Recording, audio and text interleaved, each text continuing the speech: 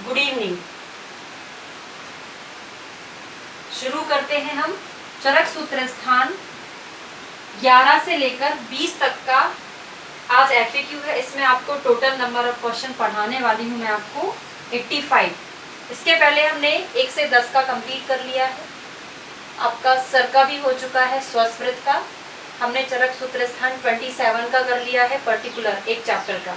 ठीक है, शुरू करते हैं। तो क्वेश्चन नंबर पहला है, आपको आंसर बताते चलना जैसे कि मैंने अभी आपको बताया था। क्वेश्चन सारे कंप्लीट होने के बाद साथ में वैसे मैं आंसर भी बताऊंगी, आपको लास्ट में कंक्लूड करके बताना है कि टोटल नंबर ऑफ क्वेश्चन आपके कितने सही हुए 85 में से। ठीक है, और यहाँ पे वही क्वेश्चन पूछे गए हैं 11 से लेके 20 तक, जो प्रीवियस ईयर के क्वेश्चन पेपर में बहुत ज़्यादा पूछे गए। ठीक है, ओके। तो आचार्य चरक के अनुसार स्वेदन के अतियोग में कौन सी चिकित्सा करते हैं? हाँ, वैसे अभी ठीक है, 3-4 क्वेश्चन हमारे हो चुके थे। तो स्वेदन के अतियोग में हम कौन सी चिकित्सा करते हैं? ग्रीष्म ऋतु के समान चिकित्सा करते हैं। कौन सी चिकित्सा होती है ग्रीष्म ऋतु में? मधुर, स्निग्ध, शीतल चिकित्सा। ठीक है, अगर बात करें बागभट्ट की, तो बागभट्ट जी ने क्या बोला है? स्तंभन चिकित्सा। सा से शुश्रुत, सा से शारंधर, सा से शीतल चिकित्सा। ये हमने सा से कोड बनाकर याद किया था। फिर काश्यप कौन? बच्चों के डॉक्टर। बच्चों को सर्प से बहुत डर लगता है, तो हमने सर्प यानी विसर्प करके काश्यप का याद किया था। ठीक है, तो फर्स्ट क्वेश्चन का आंसर है ग्रीष्म ऋतुचर्या के समान। नेक्स्ट क्वेश्चन है, बलार्थे स्नेह ने किस तेल का गुण है? हमने पूछा आपसे कि ऐसा तेल जो बल देने में श्रेष्ठ होता है। दो चीजें आती हैं, एक विरेचन में श्रेष्ठ, एक होता है बलार्थे श्रेष्ठ। चरक सूत्र स्थान 13वें चैप्टर का रेफरेंस है। यहाँ पे बलार्थे में होता है तिल तेल, और अगर पूछे विरेचन के लिए श्रेष्ठ कौन सा हो जाएगा हमारा? एरंड तेल। वैसे अनुक्त चीज भी होती है। अनुक्त मतलब होता है जहां पर किसी तेल का उल्लेख ना हो, केवल वहां पे तेल बोला है, तो हम उसका मीनिंग क्या लेते हैं? तिल का तेल लेते हैं। ठीक, नेक्स्ट क्वेश्चन है, प्राणेषणा, धर्मेषणा और धनएषणा किस आचार्य ने बताया है? चरक सूत्र स्थान 11वें चैप्टर में बताया है। अगर यहाँ पे धर्म है तो भेल का रहेगा, है ना? सही आंसर है भेल। अगर धर्मी की जगह परलोक आ जाए, तो हमने आपको कोड बनाकर याद कराया था, धर्म का काम करोगे तो परलोक अच्छा मिलेगा।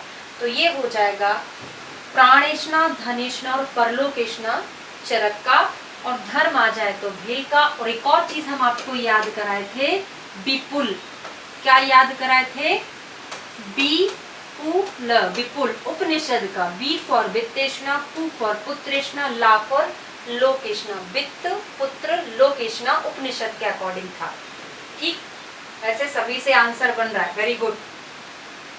नेक्स्ट है, नैशे जीर्णे पिबेत नरा। ऐसा कौन सा स्नेह पान है? सॉरी, संशमन, संशोधन स्नेह, जिसका पान हम करते हैं रात्रि का भोजन जीर्ण उपरांत। किसके लिए करते हैं हम? संशोधन के लिए। बिल्कुल सही। आप पेशेंट को क्या एडवाइस करते हैं कि आपका रात्रि का खाना जीर्ण हो जाए तो सुबह सुबह स्नेह पी लेना। ऐसा नहीं बोलते जनरली, ये बोलते हैं रात में सो जाना, सुबह जल्दी से उठना, 6-7 बजे आपको घी पीना है। इसके मतलब हम मान के चलते हैं कि रात भर में उसका खाना पच जाता है। और संशमन स्नेह का पान कहाँ करते हैं? भोजन के समय भूख लगने पर संशमन स्नेह का पान करते हैं। चरक सूत्र 13वां चैप्टर बहुत इंपॉर्टेंट है। फिर अग्नि स्वेद की संज्ञा, अग्नि स्वेद यानी साग्नि स्वेद की संज्ञा। 3 तरह से क्वेश्चन पूछा जाता है। हाँ, वॉइस प्रॉब्लम हो रही है, सभी को हो रही है क्या? अभी तो ठीक चल रहा था। हाँ, साग्नि स्वेद 13, या सिंपल पूछे स्वेद कितने तब भी 13। स्वेद का मतलब साग्नि स्वेद से ही लिया जाता है। अगर हमसे पूछा जाए कि निराग्नि स्वेद कितने हैं चरक के, तभी हमारा आंसर कितना जाएगा? 10 जाएगा। तो निराग्नि स्वेद जब पूछता तो 10 होता, बाकी सिंपल पूछा साग्नि या केवल स्वेद तो आंसर कितना लगता हमारा 13। ठीक है, बाकी आचार्यों के अकॉर्डिंग पता होगा आपको, है ना। सुश्रुत के निराग्नि कितने हैं? 8 हैं। आचार्य सुश्रुत के निराग्नि 8 होते हैं कि 9 होते हैं? बताइए, कुछ करेक्शन करवाया था, 7 कुछ लिखा था, उसको हमने करेक्ट करके 8 करवाया था। ठीक है, और साग्नि कितने होते हैं सुश्रुत के और बाघभट्ट के? साग्नि 4 होते हैं। ताप, उष्ण, उपनाह और द्रव करके ये 4 प्रकार के सुश्रुत और बाघभट्ट के साग्नि थे। सब चीज क्लियर हो गई? कोई कंफ्यूजन तो नहीं? जो क्वेश्चन हम 85 क्वेश्चन 11 से लेके 20 तक का पूछने वाले हैं, बहुत इंपॉर्टेंट क्वेश्चन है, बहुत बार रिपीट हुए हैं क्वेश्चन। ठीक है, मंद विभ्रंशा किस स्नेह मात्रा का गुण है?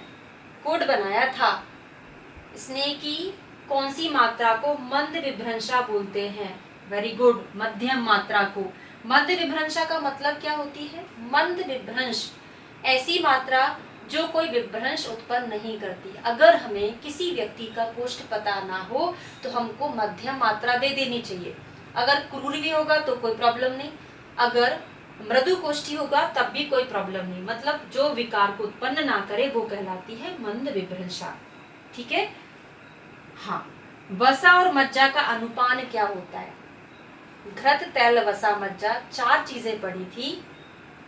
हाँ, वसा मज्जा क्या कोड बनाया था? माँ से मज्जा, माँ से मंड, मतलब केवल मज्जा का मंड नहीं है, वसा मज्जा दोनों का मंड है। घृत का उष्ण जल और तैल का यूष। यूष क्या? वही सूप बना रहे हैं, तेल में फ्राई करके बनाते हैं। अगर नहीं मिले तो सभी के बाद क्या लिया जाता है?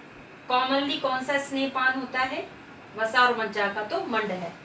अगर हमको कोई नहीं मिल रहा है तो सभी के बाद हम उष्ण जल ले सकते हैं। वस्त्रांत ऋते वस्त्रांत ऋतैर्वा पिंडे यथा किस विधि के लिए कहा गया है? वो हमारे जो साग्नि स्वेद है ना, संकरा, प्रस्तरो, नाड़ी, परिषेको, अवगाहनम, जेंता को, अश्मग्ना, कर्षु, कुटी, भू, कुंभुके विचा, कूपो, होलाक, इसमें से किसके लिए आया है? पूरा श्लोक नहीं पता ना तो दिमाग नहीं लगाना ज्यादा।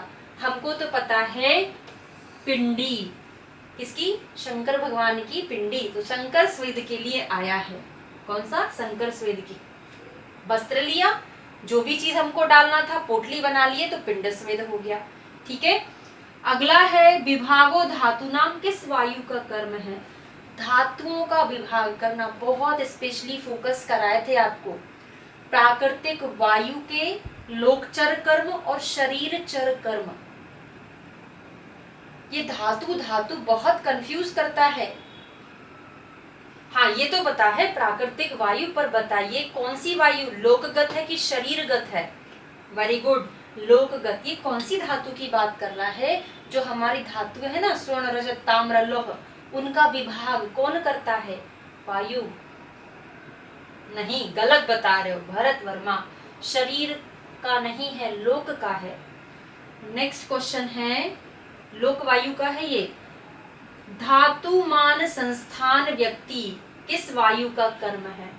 और जरा मुझे बताइए, धातु से रिलेटेड जो था ना प्राकृतिक शरीरगत वायु, उसका बताइए। प्राकृतिक शरीरगत वायु में क्या था? ये भी लोक का है। धातुमान संस्थान ये भी लोक का है। और प्राकृतिक का जल्दी से बताओ, शरीर वाली वायु का। हाँ, ये भी लोकगत का था। वेट कर रही हूँ आपके आंसर का, है ना, देना है। देख के ही बता दो, नहीं बन रहा है तो देख के बता सकते हैं। वेरी गुड, धातु व्यू करा, धातु को। हाँ, धातु का वहन कौन करता है? तो हमारे शरीर में धातु वहन कौन करेगा? प्राकृतिक वायु करेगी। और यहाँ पे जो दोनों थे वो लोकगत वायु, वो हमारे शरीरगत वायु थी। ठीक, ब्रहणी वृष्या स्नेह की कौन सी मात्रा है? इस पर एक रेफरेंस हमने पढ़ाया था, आचार्य बाघभट्ट। क्या बोले थे उन्होंने? अलग से ब्रह्मणी मात्रा का वर्णन किया है। कौन सी मात्रा? अलग से बताया है 4 के अलावा कि हम भोजन के साथ जो लेते हैं वो ब्रह्मणी मात्रा होती है। पर चरक जी ने अलग से ब्रह्मणी मात्रा का वर्णन नहीं किया है। उन्होंने कौन सी मात्रा बताई है? ह्रस्व मात्रा। ह्रस्व मात्रा ब्रह्मण भी करती है, वृश्य भी होती है। संशोधन के पर्पज से हम इसको नहीं दे रहे, ना ही संशमन के पर्पज से, ओनली ब्रह्मण के लिए। अब जब ब्रह्मण में दे रहे हैं, शमन भी करती है ये रोगों का। ठीक है। अगला है गुदभ्रंश किस मार्ग की व्याधि है? शाखा, मर्मास्थि संधि और कोष्ठ, तीन ही होते ना, शाखा, कोष्ठ, मर्मास्थि संधि। बताइए। हाँ बिल्कुल, मर्मास्थि संधि में हमने क्या बोला था? मध्यम रोग मार्ग में क्या बताए थे? मध्यम में क्या बताए थे? वहां पे जितनी भी नर्वाइन प्रॉब्लम है, पक्षाघात वगैरह, उसमें ही था। और एक चीज ये बताए थे, गुदा का भ्रंश क्यों हुआ, एनल प्रोलैप्स क्यों हुआ? क्योंकि वहां पे जो बलियां थी, उनको जो नर्व कंट्रोलिंग था वो खत्म हो गया था, तो नर्वाइन जो प्रॉब्लम थी मध्यम में आ रहा था। ठीक है, तो मर्मास्थि संधि यानी मध्यम रोग मार्ग। फिर वातिकोत्तर वातिका नाम में कौन सा स्वेद प्रयुक्त होता है? वातिका उत्तर वातिका नाम, जिसमें वात की बहुत ज्यादा प्रधानता होती है। बिल्कुल सही आंसर है, फटाफट आप देते ही जा रहे हैं। परिषेक है ना। अगर बहुत सीवियर वातज रोग है, वात की बहुत ज्यादा प्रधानता है, तो आपको क्या करना है? परिषेक करना है। विशेषस्तु अस्थनाम च वल्कृता स्नेहिता किसका गुण है? घृत, तैल, वसा, मज्जा। विशेषस्तु अस्थनाम च वल्कृता, विशेष रूप से अस्थियों को बल देता है। अस्थि शौचर्य के पेशेंट में कौन सी वस्ती लगाते हैं? वेरी गुड, मज्जावस्ती। अस्थि शौचर्य, एवियन है ना, इसमें हम क्या देते हैं? मज्जावस्ती। विशेष रूप से ये बोन्स को, हड्डियों को बल प्रदान करने वाली होती है। और वैसे हड्डी के अंदर क्या रहती है? मज्जा रहती है, तो वही बल प्रदान करेगी। सर्व इंद्रियाणाम उद्वेजिका किस वायु का कर्म है? हमारी शरीर की इंद्रियों को उद्वेजन करता है, हमारी इंद्रियों को काम कराने के लिए मोटिवेट करता है। वो कौन सी वायु है? लोकगत वायु, शरीरगत वायु। प्राकृतिक तो है, पर लोक है कि शरीर है? शरीर ही होगा ना, क्योंकि हमारी इंद्रियों में उत्तेजना कर रही है, ना कि ब्रह्मांड में। ठीक है। अगला क्वेश्चन है, ज्ञान का अधिकरण क्या होता है? यहाँ पे कोई समझाने वाली चीज नहीं है, फटाफट आप आंसर दे सकते हैं। ज्ञान का अधिकरण, बिल्कुल। ओ भाई, शरीर कहाँ से आ गया? अच्छा ओके, आप इसका आंसर दे रहे हैं, ठीक है।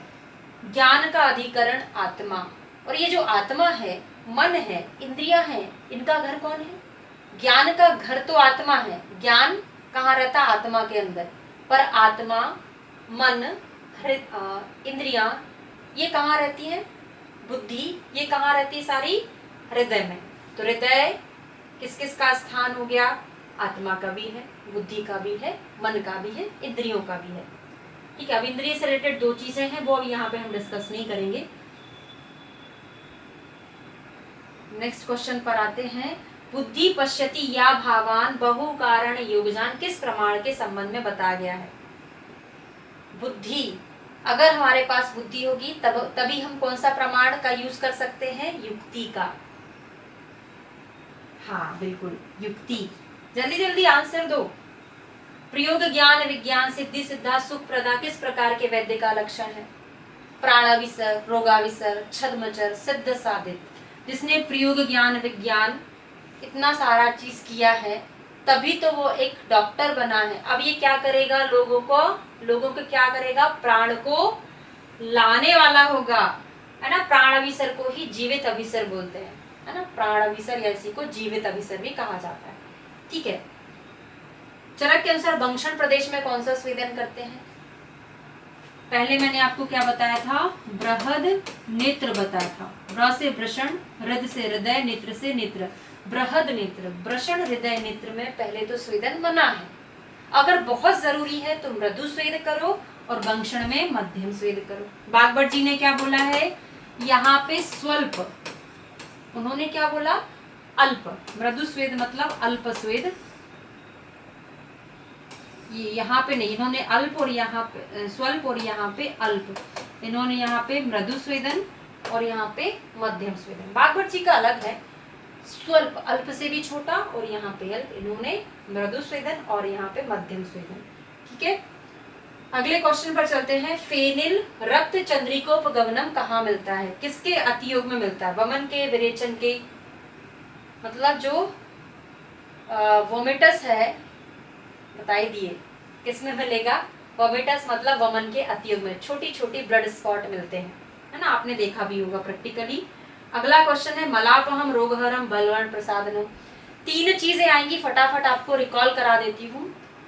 बलवर्ण प्रसादनम कहाँ पर आया है, बलवर्ण प्रसादनम, सॉरी बलवर्ण सुखायुषा, बलवर्ण सुखायुषा मात्रा पूर्वक आहार और शुद्ध रक्त में आया है। बलम वर्णश्च वर्धते युक्ति पूर्वक आहार में आया चरक सूत्र स्थान के 6वें चैप्टर में। और प्रसादनम कहाँ पर आता है, संशोधन में प्रसाद निकलता है ना, तो संशोधन के लाभ में आया है। ठीक, अगले क्वेश्चन पर चलेंगे। अगला क्वेश्चन है हमारा, मुक्तावली शीताभि किस स्वेदन के लिए प्रयुक्त है। मुक्ता, मणियों की मालाएं पहनकर हम स्वेदन करते हैं, ऐसे कौन से ऑर्गन के प्रोटेक्शन के लिए किया जाता है। ठंडी ठंडी मालाएं पहन लो, स्वेदन करा लो, किसके लिए बोला गया था, वेरी गुड, हृदय के लिए बोला गया था। ठीक, अगले क्वेश्चन में प्रीवियस ईयर में कम से कम 20 से 30 बार ये क्वेश्चन रिपीट हुआ होगा, आपने जितने पेपर पढ़े होंगे हर बार आता है। विभेति दुर्बलो अभिक्षण, शायद इस बार भी आया था, है ना, एकदम डरा डरा सा दिखता है, दुर्बल दिखता है, ध्यान मग्न रहता है, इंद्रियों में कुछ ना कुछ गड़बड़ी चलती रहती है। किसमें मिलता है, कौन से क्षय में मिलता है, बिल्कुल ओज क्षय में मिलता है। जिसका ओज क्षय हो गया है वो व्यक्ति ऐसा ही दिखाई देता है। शीत शूल विपर में स्तंभ गौरव निग्रह संजाते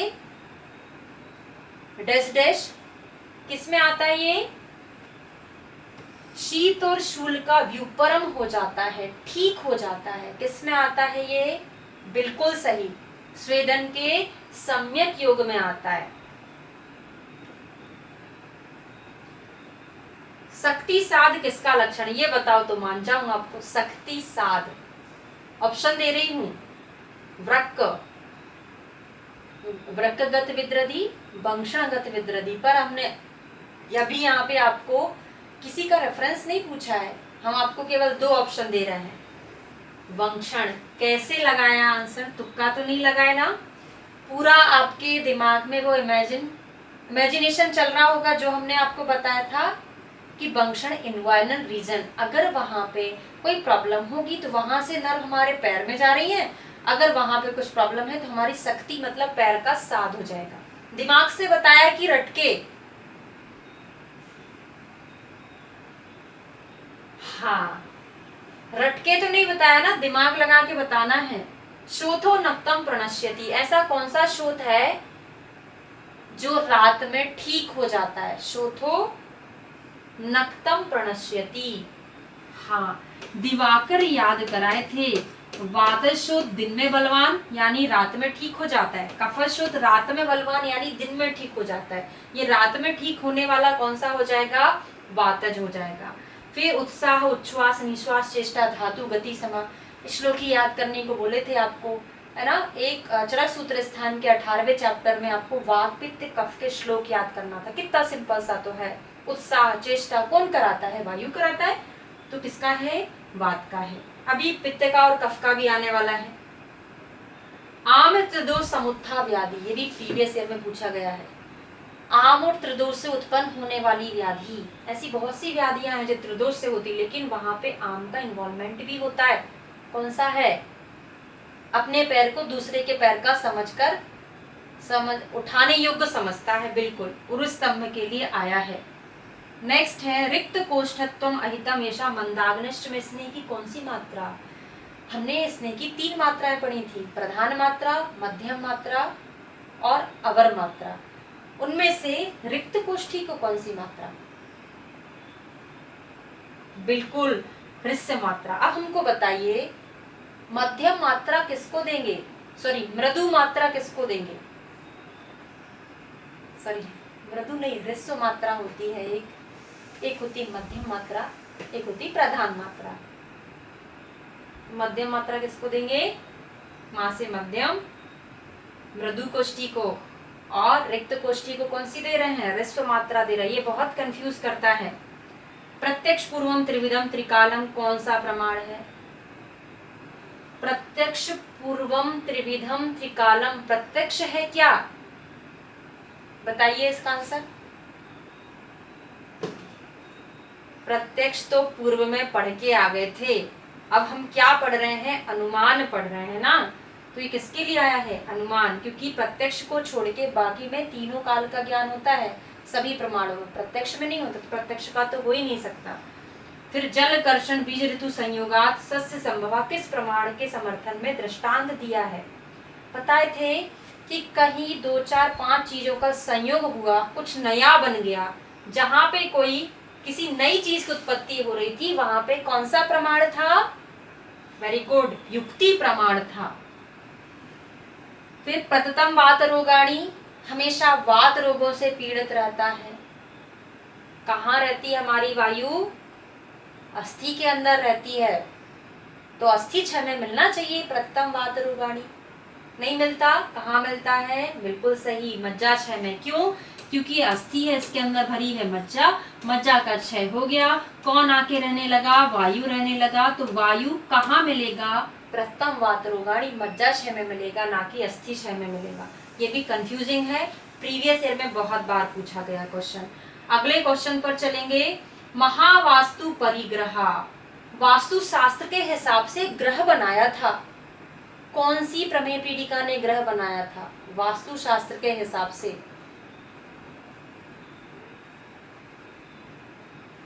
कछुए ने बनाया था, कच्छपिका ने, बिल्कुल सही। क्रूर कोष्ठ में कौन सा दोष है? मैं ही बता देती, बहुत सिंपल सा है, वात है। किस किस का है? चरक का है, बागभट्ट का है। सुश्रुत में कौन सा बोला है? वात कफ। क्रूर कोष्ठ होना बहुत खराब। अगला है दोषा कदाचित कुप्यंती जिताह लंघन पाशने। इसमें मैंने आपको बहुत रेफरेंसेस भी डाले हैं, पूछे हैं।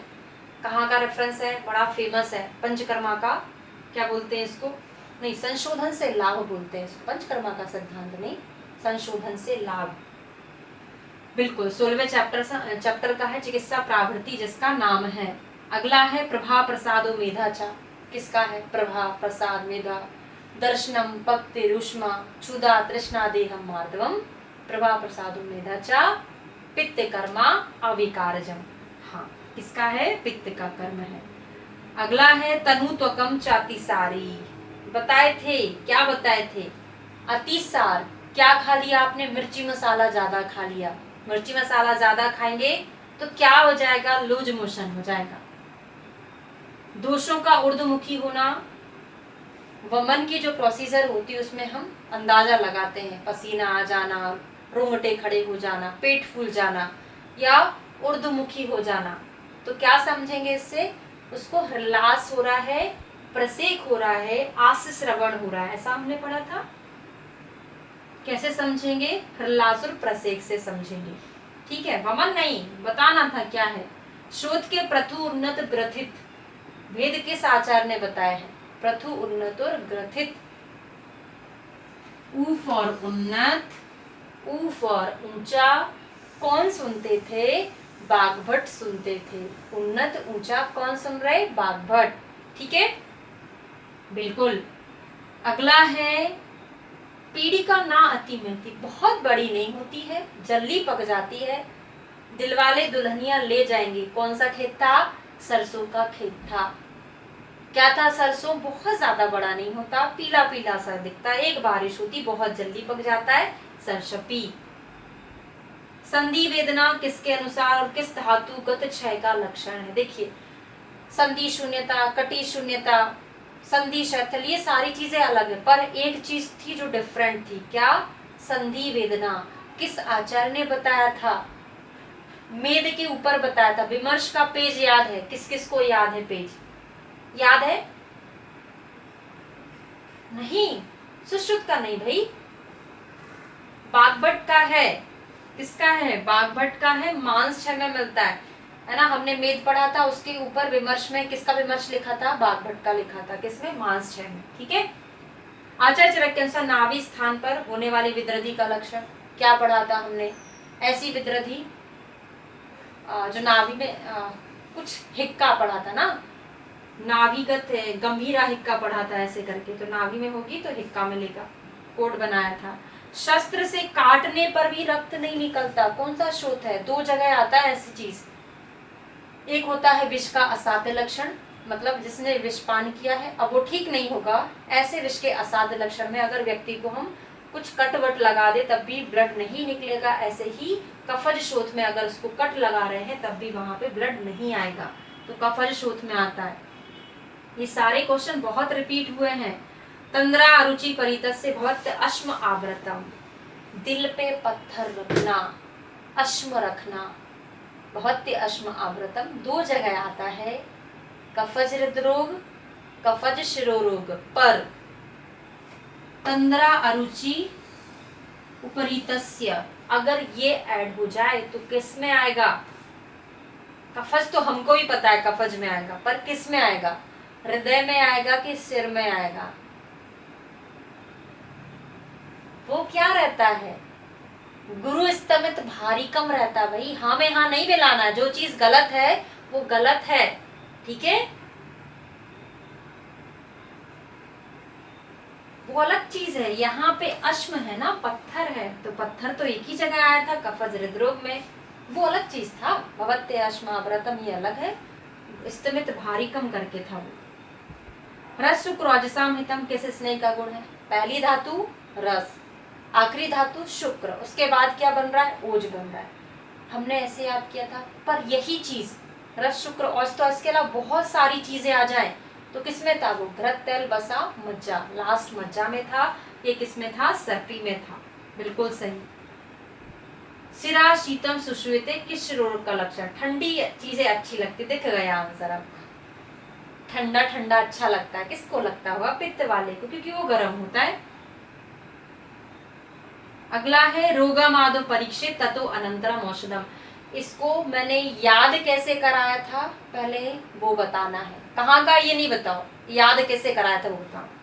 पहले रोग की परीक्षा कर लेनी चाहिए, उसके बाद उसको औषधि देना चाहिए। बताइए कैसे पता? Very good. महारोग अध्याय में इतने सारे ननात्मज विकार बता दिए, वात के 80, पित्त के 40, कफ के 20, इतने सारे रोग हमारे पास हैं, तो पहले हम परीक्षण करेंगे कौन सा ननात्मक है, फिर हम उसमें औषधि देंगे। ऐसे याद कराए थे कि नहीं? अभी एक और रेफरेंस आने वाला है, ठीक है, तो रेफरेंस ऐसे ही याद किए जाते हैं कि बहुत सारे रोग हैं तो पहले उसका परीक्षण करो ना, उसके बाद ही आपको औषधि देना चाहिए, ठीक है।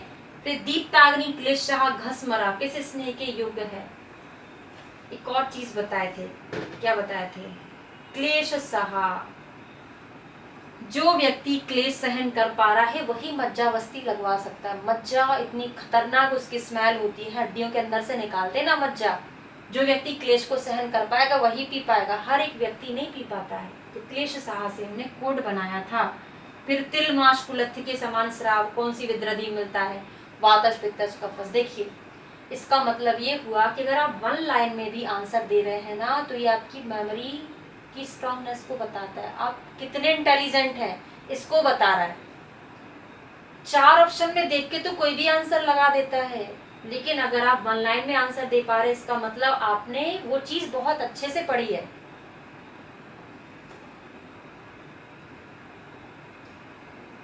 नेक्स्ट क्वेश्चन है पांडुता गौरवम जाडम पुरुषस्य अविभक्ता तंद्रा अरुचि उत्क्लेशा डैश डैश लक्षणम। किसका है? पांडुता गौरवम जाड्यम।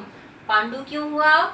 क्योंकि बॉडी में क्लेद बढ़ गया था, क्लेद बढ़ा, कफ बढ़ा, श्रोतो अवरोध हुआ, जिससे रस से रक्त नहीं परिवर्तित हो पा रहा था, पांडु हो गया था।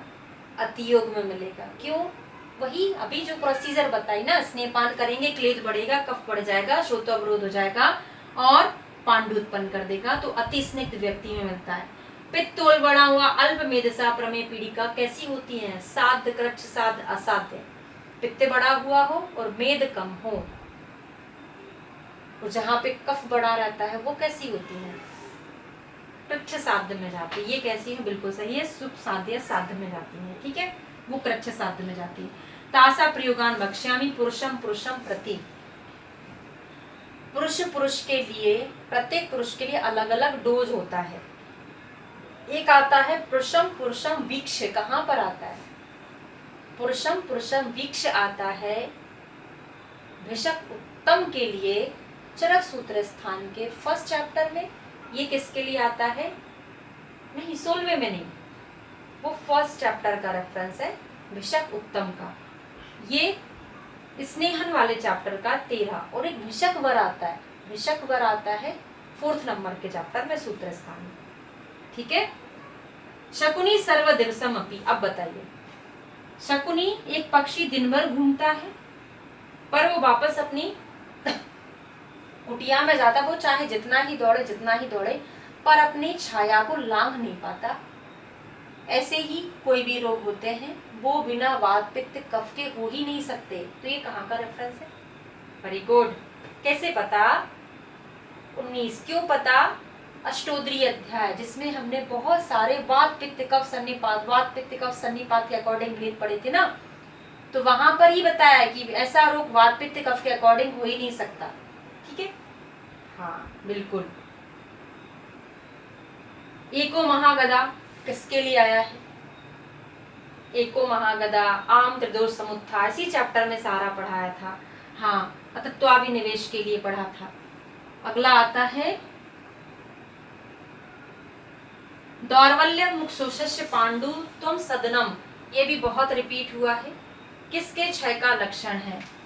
मुक्षोष पांडुत्वम। पता है आपको ये? मुखम च परिशुष्यति, यहाँ पे ओनली मुक्षोष आया है, वहां पे आता है मुखम च परिशुष्यति। लंबा सा सेंटेंस आता है, 3 चीजें आती हैं, उसमें त्रा रहता है, मूत्र। त्रा में 3 चीजें, त्रिविध चीजें, वो मूत्र में आता है। ये किसमें है? शुक्र में है। अगला है निष्कृष्यते इवाक्षिणी। किस रोग का लक्षण है? जिसमें आंखें निकल आती हैं। कौन धक्का दे रहा है अंदर से आंखों को? आंखें क्यों निकल आती हैं?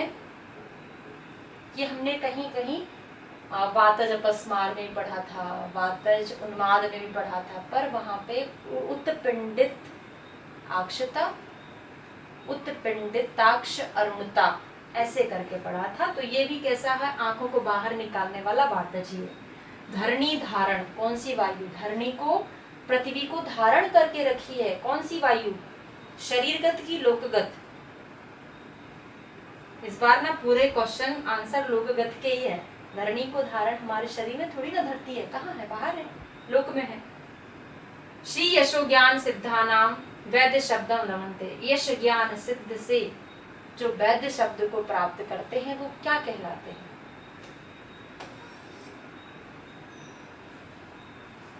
बिल्कुल सही, सिद्ध साधित। और प्रयोग ज्ञान विज्ञान जो थे जीवित अभिसर या प्राणाभिसर कहलाते हैं। फिर ग्लानिर अक्षणो आयासा। ग्लानिर अक्षणो आयासा किस क्षय का लक्षण है? और एक आता है बाघभट्ट का अक्ष ग्लानि। ये भी आपको किससे याद आ रहा है? चरक संहिता का पेज याद कर लो। चरक संहिता के पेज में इस साइड, लेफ्ट हैंड साइड, बीचों बीच ऊपर विमर्श दिया था। Very good. ये मेदक्षय में था और अक्षग्लानि जो था वो बाघभट्ट का था। इसमें मांस क्षय में, मज्जा नहीं, मांस में था बाघभट्ट का। चरक का मेदक्षय में था। शीर्यन्ते च अस्थिनि दुर्बलानि लघुनि च, पढ़ा दिए एक बार।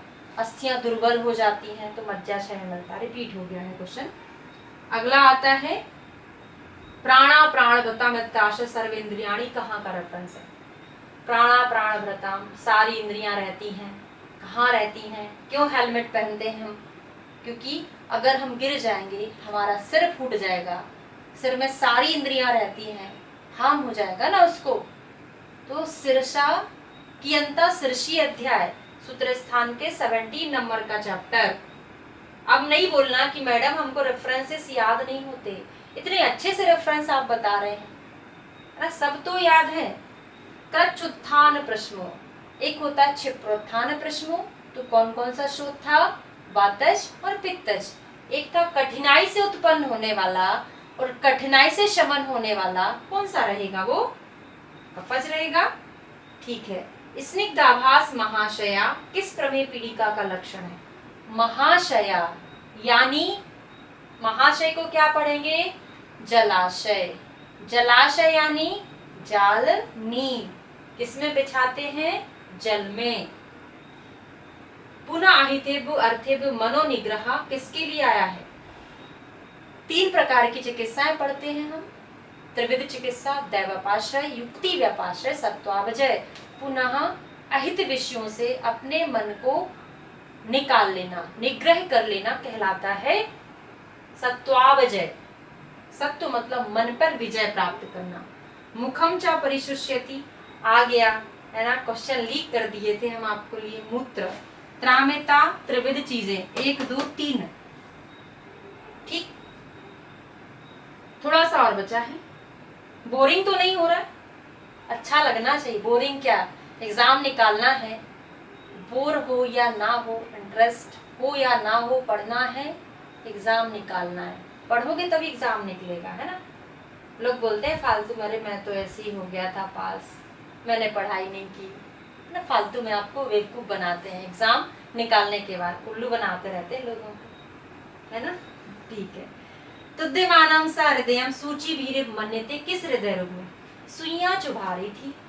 कौन सुइयां चुभा रहा था दिल में? सुइयां कौन? वायु चुभा रहा था कि कृमि चुभा रहा था? कीड़े चुभा रहे थे भाई। हमने यही तो डिफरेंशिएट करके आपको बताया था। बेपथु बेपथु करके जो आ रहा था वो था वात में, दर्द करके था ना, वो वात में था। पर सुइयां कौन चुभा रहा था दिल में? कृमि चुभा रहा था। ठीक है। दाह, शस्त्र, विष, अग्नि से पीड़ित व्यक्ति के लिए कौन सा स्नेह? विद्ध भग्न हत भ्रष्ट योनि कर्ण शिरोरुचि पौरुष उपचय स्नेहे व्यामे चेष्यते बसा। क्या था? नहीं नहीं, ये गलत हो गया। अच्छा, विद्ध भग्न हत हमने अलग बोल दिया। ये दाह, शस्त्र, विष, अग्नि है। ये हमने जो 4 श्लोक पढ़े थे उसके बाद आया था। किसके लिए? घृत के लिए आया था, है ना। वो विद्ध भग्न हत अलग थी, वो भी आएगा अभी। अंतर गले स्थिर आशु संजने शो, गले के अंदर जल्दी से शोफ उत्पन्न कर ले। बेर की गुठली खाई थी, बेर खाया था, गुठली फंस गई, क्या हो गया? अंदर बिल्कुल गलगंड था कि गलग्रह था? आवाज चली गई है तो हाँ, गलग्रह। गलगंड नहीं था, गलग्रह था। गलगंड अंदर गले में थोड़ी हो रहा था, गलगंड तो बाहर से दिखाई दे रहा था, बाहर गले था, वो अंदर गले था। कर्म साध्य फल विशेषा, कर्म एक जैसा है, फल अलग अलग है। किसमें मिलता है? किसमें मिलता है? प्रत्यक्ष में। वही बताए थे, क्या बताए थे? माता पिता एक है, बच्चे 3 हैं। माता पिता दोनों वही हैं पर बच्चे 3 हैं, सब अलग अलग दिखने वाले, रूप रंग अलग अलग होता है। ये प्रत्यक्ष प्रमाण के एग्जाम्पल है। पृष्ठ उदर में होने वाली पीड़िका, कौन सी लड़की थी जिसको पीठ और उदर पर पीड़िका हुई थी? विनीता। विनीता नाम की लड़की को पीठ पर और पेट पर पीड़िका हुई थी, नीले नीले कलर की, पढ़े थे? ठीक है। विनता। ग्रथितम पुरुषम, गांठदार पुरुष। पुरुषम ग्रथितम रुक्षम, वायुर अप्रगणो मृदु, पक्ता खरत्तम रोक्षम चा, गात्रस्य अस्निग्ध लक्षणम। किसमें था? वेरी गुड, असम्यक या अयोग जिसको हम बोल सकते हैं। संशुष्क रेतो रुधिरा व निस्फीत कफ मेदसा में, किसमें? ये यहाँ पे अलग है, जिसका रेतस और रुधिर सूख गया है और जिसका कफ और मेद कम है। कौन सा एडवाइस करेंगे? बड़े अच्छे से समझाए थे। पौरुष, हाँ, इसमें वसा और इसमें तेल। नाचा वातहरम नाचा श्लेष्म वर्धनम, सॉरी वसा ही वसा है, वसा ही है, तेल नहीं है। निस्फीत कफ मेदसा में क्या है? वसा है। वहां पे क्या रहता है? कफ बढ़ा हुआ रहता है, तब वहां पर तेल देने को बोला है ना। ठीक है। त्वचा रक्ते अवतिष्ठते शोफम सरागम। देखो हमने बहुत सारी चीजें सेम सेम पढ़ी थी, तेल नहीं है वो भी, वसा ही है। त्वची रक्ते अवतिष्ठति, त्वची रक्ते रक्त रक्त वाली बहुत सारी चीजें थी, शोफम सरागम बहुत सारी जगह था, पर एक जगह अवतिष्ठते था, है ना, तिलकालक पीड़िका वगैरह जो हम पढ़े थे। हाँ वेरी गुड, पीड़िका आंसर क्या है, पीड़िका अगर हो गई एक जगह बैठ जाएंगे, कहीं नहीं जाएंगे। तिरात परम तस् जंतुर्भवति जीवितम किसके लिए आया है, शंखक के लिए आया है कि रोहिणी के लिए आया है, शंखक के लिए या रोहिणी के लिए, रोहिणी के लिए। कैसे याद किया था, जंतुओं का रोहण हो रहा है, जैसे याद किया वो भी आपको दिमाग में याद करना है कि हमने आपको याद कैसे कराया था, ठीक है। पुष्टि कामा प्रजा कामा, कामा कामा कहाँ था, किसको कामना थी, किस चीज की कामना थी, जहां पर कामा कामा बहुत बार आ रहा था, घी था, महंगा हो गया ना। सर्वाही चेष्टा वातेन सा प्राणा प्राणी नाम स्मृता, कहाँ का रेफरेंस है, अब नहीं बोलोगे कि रेफरेंस याद नहीं होते, आप ही मुझे बताने वाले हो। सर्वाही चेष्टा वातेन सा प्राणा प्राणी नाम स्मृता, बड़ा फेमस, और एग्जामिनर से घटिया श्लोक के रेफरेंस नहीं पूछता, इतने फेमस श्लोक की रेफरेंस पूछता है। और वैसे आजकल रेफरेंस का झंझट खत्म कर दिया, अब तो वो संप्राप्ति के श्लोक दे देते, जमाने को पूछते हैं, किसको सही क्रम में जमाइए। सूत्र स्थान 17 क्या हो गया, कौन सा क्यों हो गया, आंसर क्यों नहीं आ रहा,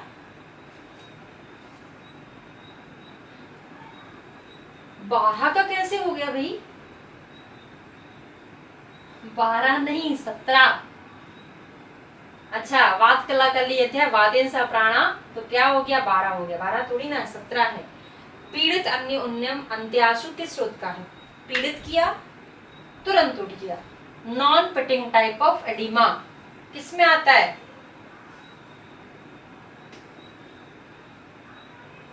वातज में आता है।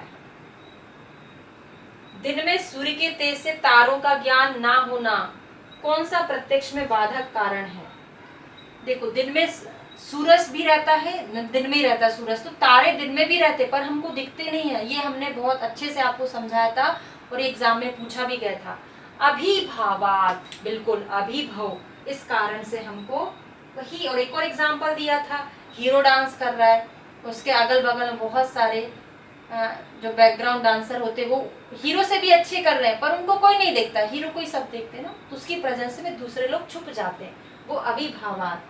ना ही सर्व विकाराणाम नाम तो अस्ति, ध्रुवा स्थिति कहाँ का है, सभी विकारों का नामकरण करना संभव नहीं है, जहाँ पे हमने बहुत सारे पढ़े ना, वात पित्त 18 का है यार, 19 का नहीं है, वात पित्त का 18वें चैप्टर का है, ठीक है, मैं ही भूल गई थी, नहीं 20 का नहीं 18 का है, याद कर लीजिएगा।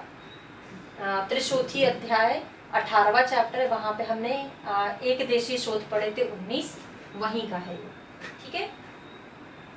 18 19 नहीं। गला बाह्य अवतिष्ठते, अब बता दो भाई, गल के बाहर ही नहीं हो रहा, धीरे धीरे हो रहा है, बताए थे क्या आपके टूथपेस्ट में नमक है, क्या आप आयोडीन युक्त नमक ले रहे हैं, नहीं ले रहे हैं तो धीरे धीरे गलगंड हो जाएगा, तो ये शनह संजनित होता है, आंसू नहीं होता है। हम भी कंफ्यूज हो गए थे 18वें चैप्टर में, कोई बात नहीं, अच्छे से अब याद कर लेना। फिर आत्मेंद्रिय मनोअर्थानाम सन्निकर्षात् वर्तते, आत्मा इंद्रिय मन अर्थ सब एक दूसरे से संयुक्त होते हैं तब हमको ज्ञान होता है, कौन सा प्रमाण है, प्रत्यक्ष प्रमाण है, ठीक। आगे परुषा स्फुटता मिलाना, त्वक रुक्षा किसके क्षय का लक्षण है, रस रक्त मांस में अस्थि मज्जा शुक्र, तो जितनी भी स्किन से रिलेटेड जो प्रॉब्लम मिलती है कहाँ मिलती है हमको, कौन से क्षय में मिलती है, स्किन वाली, बिल्कुल बिल्कुल सही, रक्त क्षय में मिलती है, रस में नहीं रक्त में मिलती है ना। मैथुनम गर्भ दर्शनात्, मैथुन को देख सॉरी गर्भ को देख के मैथुन का ज्ञान होना, कौन सा अनुमान है, पूर्ववत शेषवत सामान्य तो दृष्ट, बताओ पहले आंसर, पूर्ववत शेषवत सामान्य तो दृष्ट, या भूत भविष्य वर्तमान भी बता सकते हो, नहीं, कोड क्या बताए थे, अनुमान तो है पर कौन सा अनुमान है भाई, गर्भ शेष है, भूतकालिक था ये, पूर्ववत कौन सा था, बीज को देखकर वृक्ष का अनुमान लगा लेना, वो पूर्ववत था, और सामान्य तो दृष्ट वो धुआं अग्नि पर्वत वाला जो था वो सामान्य तो दृष्ट था। मारुतघ्नम नाचा श्रेष्ठ वर्धनम, ये अभी बता दिए थे। हाँ, तेल के लिए आया था। और लास्ट क्वेश्चन है आपका, वही भी बीच में डिस्कशन हो चुका था कि रस, पहली धातु रस, अंतिम धातु शुक्र, उसके बाद बनता वो जिसके साथ बहुत सारी धातुएं भी रहती, सबसे लास्ट घृत में था वो एक, और ये सबसे लास्ट में कहाँ था, मज्जा में था। ठीक है, तो ये हमारा आज 11 से लेके पूरा 20 चैप्टर तक का कंप्लीट हो गया है। कैसा लगा भाई आज का सेशन? उम्मीद है पूरा आपका 11 से लेके 20 तक का अच्छे से रिवीजन हो गया होगा। और ये पीडीएफ कहाँ मिल जाएगी आपको? ऐप पर ही, चैट पर मैं अपलोड कर दूंगी, डेमो में भी डाल दूंगी, है ना। और वीकली टेस्ट में, वीकली टेस्ट और एफएक्यू सेशन वाले उसमें भी अपलोड कर दूंगी। ठीक है, वेरी गुड। लवी राय 81 आए हैं 85 में से। पढ़ेंगे, सब कुछ होगा, है ना। रेफरेंसेस अगर जो अभी अभी शायद आपने पढ़ना शुरू किया होगा, बहुत अच्छा लगा। ठीक है, बाकी लोग और बताएं कितने कितने आपके आंसर, क्वेश्चन कितने सही हुए? 70, किसी के 74, 80, बहुत अच्छा, 81, 80, 85 में से 80, और 1 लाइन में इतने अगर आप लेके आ रहे हैं तो बहुत अच्छा है। ठीक है, चलिए, क्या करना था? छोटी सी सौरभ यादव, कोई बात नहीं, है ना, करते रहिएगा, मेहनत हो जाएगा। हाँ, तो होमवर्क की छोटी सी डायरी निकाल लीजिए। हाँ, दोनों की पीडीएफ में शेयर करूंगी 1-2 घंटे बाद, है ना।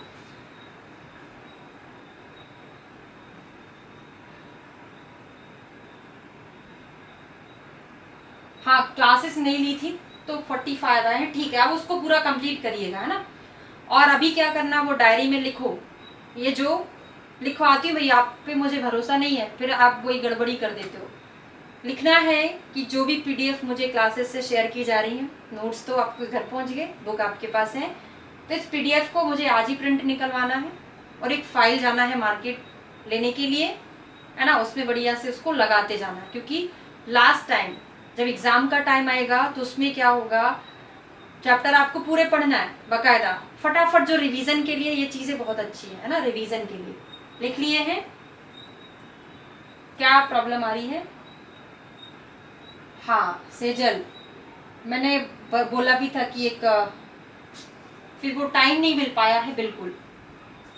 हाँ, कल कर लेना, आज मतलब आज ही नहीं, आज मतलब कल भी हो सकता है, ठीक है। उसमें लिख लो पर ऐसा डायरी में, तो फाइनल ईयर में अगर आप हैं, आपका टाइमिंग 10 से 5 है, 9 से 4 है, उसके हिसाब से हम आपको एक शेड्यूल बना के देंगे। 7 घंटे आपको उनमें से कैसे निकालना है, मैंने बीच में क्लास में बात हुई थी पर टाइम नहीं मिल पाया, कल संडे है, कल मैं बना दूंगी, है ना। उसके हिसाब से आप, हाँ, उसके हिसाब से आपको पढ़ाई करना है, ठीक है। आसानी से आप 6-7 घंटे दिन में निकाल सकते हैं पढ़ाई के लिए। और कॉलेज के जो 6 घंटे रहते हैं उनमें से आप 1 या 1.5 घंटे पढ़ाई के लिए आराम से निकाल पाएंगे। कैसे निकाल पाएंगे बताऊंगी कल, ठीक है। चलिए, थैंक यू सो मच। हाँ, बिल्कुल, कल टेस्ट है आपका निदान स्थान का 1 से 4, ठीक है। चलिए, मिलते हैं मंडे को। Thank you so much, thank you, thank you.